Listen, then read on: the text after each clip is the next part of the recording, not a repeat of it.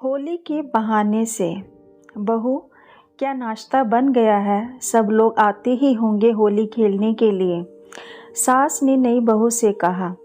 बहू ने कहा, जी मम्मी जी, सब तैयारी हो ही गई है, आप कुछ खा लीजिए वरना आप अपनी दवाई कैसे लेंगे। सास आशा जी ने कहा, ठीक है, तुम ये सब सामान बाहर लगाओ, मैं आती हूँ, और वहाँ से चली गई। ज्योति सब सामान बाहर मेज पर लगाने लगी। आज ज्योति की पहली होली है और ज्योति के ननद ननदोई आने वाले हैं होली खेलने के लिए साथ ही उसके पति राहुल के दोस्त भी आ रहे हैं।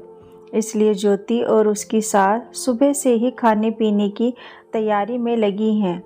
ज्योति की शादी को अभी 8 ही महीने हुए हैं, पर वह इस घर में अच्छे से एडजस्ट हो गई है। हैप्पी होली भाभी। तभी राहुल के कुछ दोस्त आ गए। आप सब बैठे, मैं राहुल को बुलाती हूँ, ज्योति ने उसके दोस्तों से कहा। राहुल का एक दोस्त रौनक बोला, भाभी हम बैठने नहीं, आपके साथ होली खेलने आए हैं। तभी वहाँ राहुल भी आ गया और बोला, हाँ हाँ भाभी के साथ होली भी खेलना, पहले यार गले तो लगो। सभी दोस्त आपस में गले मिलने लगे। ज्योति सबका नाश्ता लगाने लगी। इतने में तभी वहाँ ज्योति के ननद और नंदोई भी आ गए। उनके साथ उसके नंदोई का भाई भी था। सबने ज्योति और उसके हाथ के बनाए नाश्ते का लुत्फ उठाया। बस नाश्ता पानी बहुत हुआ, अब होली खेलते हैं, ज्योति के नंदोई ने कहा। हाँ चलो, ज्योति की ननद ममता बोली और सब बाहर आ गए। होली है भाई, होली है, सबने ये बोला और ज्योति को रंगों में भिगो दिया। ज्योति ने भी सबको रंग लगाया। अचानक ज्योति ने महसूस किया कोई उसकी पीठ पर हाथ फेर रहा है। ज्योति को लगा शायद बेध्यानी में ऐसा हुआ है। वह फिर से मज़ा लेने लगी त्योहार का। पर ये क्या, इस बार किसी ने उसे गलत जगह पर छुआ। ज्योति ने पलटकर देखा तो ये उसके ननद ममता का देवर रवि था। ज्योति के देखने पर वह हंसने लगा। ज्योति ने धीरे से उससे कहा, रवि जी ये क्या कर रहे हैं आप। सॉरी भाभी, वह गलती से ये सब हुआ, बोल रवि हंसने लगा।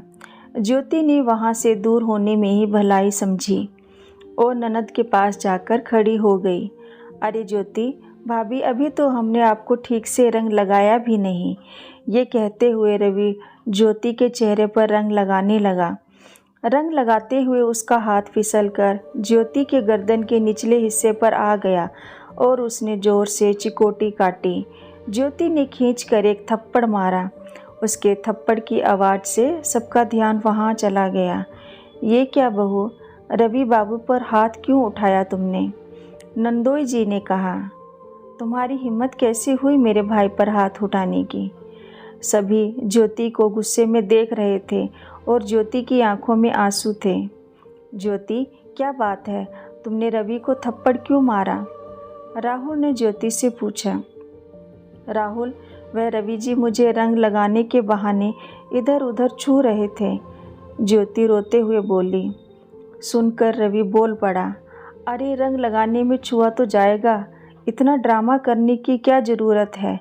भैया आपके ससुराल में मेरी बेइज्जती हो गई। इस पर राहुल बोला कि सिर्फ छूने पर तुमने उसे थप्पड़ मार दिया। सब सुनने के बाद आशा जी राहुल से बोली, क्या मुंह दिखाएंगे हम ममता के सास ससुर को, और क्या इज्जत रह जाएगी हमारी ममता की वहाँ पर। माँ जी मेरा विश्वास कीजिए, रवि जी ने 2-3 बार मुझे छुआ। पहले मुझे भ्रम हुआ, पर अब जब उन्होंने मुझे चिकोटी काटी तो मुझसे बर्दाश्त नहीं हुआ। ज्योति रोते हुए बोली, नहीं झूठ बोल रही है, मैं तो बस रंग लगा रहा था। भाई भाभी देखो कैसी है, मुझ पर झूठा इल्ज़ाम लगा रही है, ममता और राहुल से बोला। सभी ज्योति को भला बुरा कहने लगे, उससे माफ़ी मांगने को कहने लगे। नहीं रवि भाई, तुम झूठ बोल रहे हो। अचानक ममता, जो अभी तक चुप खड़ी थी, क्या बकवास कर रही हो, चुप हो जाओ, राहुल गुस्से में बोला। नहीं राहुल, आज तो हिम्मत हुई है भाभी को देखकर बोलने की, वरना शादी के बाद से होली में मैं भी तो यही झेल रही हूँ। कभी तुम्हारे दोस्त, कभी भाई, कभी कोई, यूं ही रंग लगाने के बहाने अपमानित हुई हूँ।